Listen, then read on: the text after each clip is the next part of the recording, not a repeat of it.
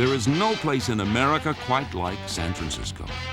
A town blessed with natural beauty, distinctive architecture, progressive politics, and old world charm. In many ways, San Francisco could not be more different than its rival city in Southern California.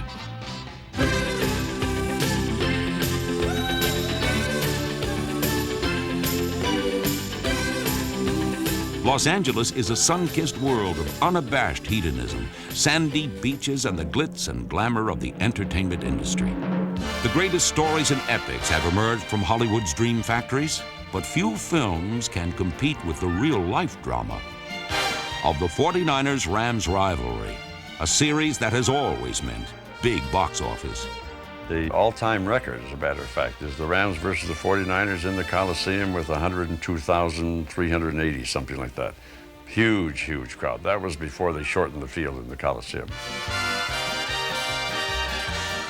The field must have seemed extremely short to the 49ers in the early 50s, as the explosive Rams attack piled up the points against their Golden State rivals.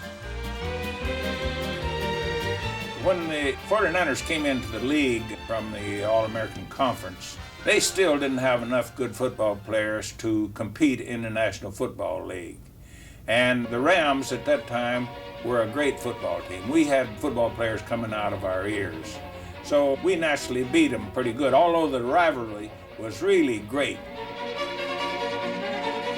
Despite such stars as Joe Perry, Hugh McElhenney, and Y.A. Tittle, the 49ers usually came out a disappointing second best. Even today, after all these years, I can't stand horns. I hate horns. I think it's because of the fact that those horns helmets those Rams had, we just despised each other, and it was a great rivalry.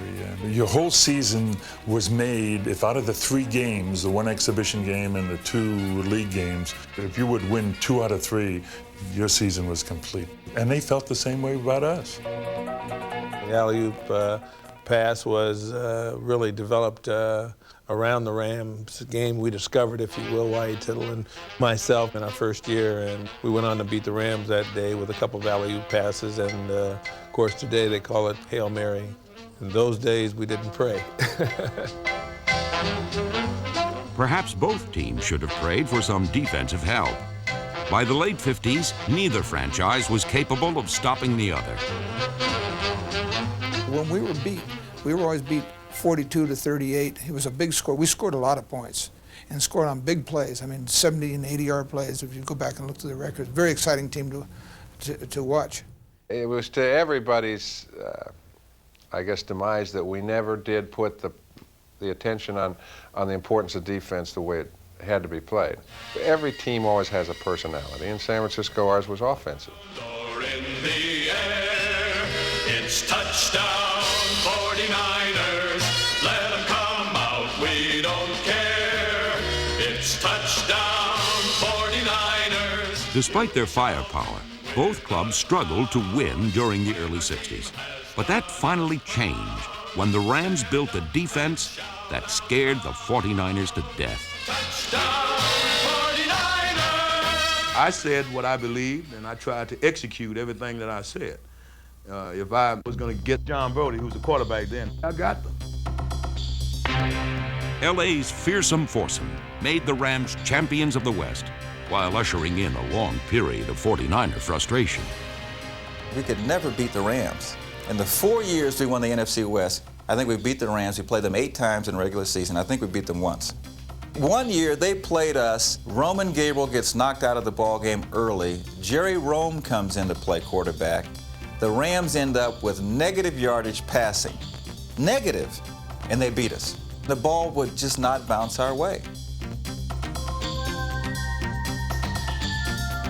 We had a real hex on the 49ers, and they went through a period of 5-6 years where they won 1 game and tied 1 out of all those ball games we were playing. And they were sure that we had some inside information. And so their reporters would ask me, I'd say, we've got some tips on them that are just devastating. Well, that just ate them up. And we didn't have anything. We didn't have a darn thing on them, but they believed that we did.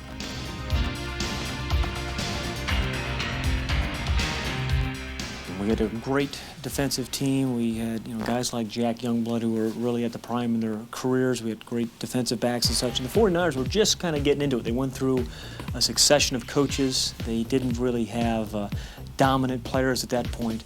The years that I played, really, we were just a much better football team. Over one stretch, Los Angeles won 23 of 27 ball games against the Niners. But in 1981, a new coach in San Francisco ended the long reign of the Rams. The 49ers began the greatest era in their history. Under Bill Walsh, they avenged years of defeat at the hands of Los Angeles, while dominating the NFC West and all of football.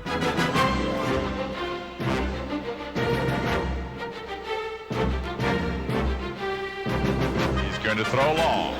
And for Rice, Rice is there. He's got a touchdown, 49ers. I didn't know much about boxing. It was one of Bill's old stories about it, is that, the guy might look like an even fight, but someone's getting beat by the punch by this much all the time. And that much through 15 rounds, if he makes it to 15 rounds, usually wears the other opponent out. And that's what we did. But it's a draw up the middle to Craig, and he breaks loose and runs loose. He gets used to the 30, to the 25. He's down to the 20. Breaks loose again. He's to the 10. 5. Touchdown 49ers. Oh, what a bonanza. Spectacular run by Roger Craig. The Niners won a pair of Super Bowl trophies in the early 80s, a development that did not sit well with their foes from Los Angeles. I mean, they enjoy beating us anyway. But you make us the world's champions, and we might as well walk around with bullseyes on our chests. The Rams dethroned the champion 49ers and won their only division title of the 80s during a moonlit Monday night in Candlestick Park. A strange second-half score settled the issue. As I'm running down the field and trying to concentrate on the ball, out the corner of my eye, I can see Ronnie Lott coming across the field, and I was like, okay, it's going to be a collision somewhere. And sure enough, him and Dwight Hicks collided with one another. The ball hit the back of Dwight Hicks' leg, and I was able to reach out and grab the ball, and that was one of the highlights of my career.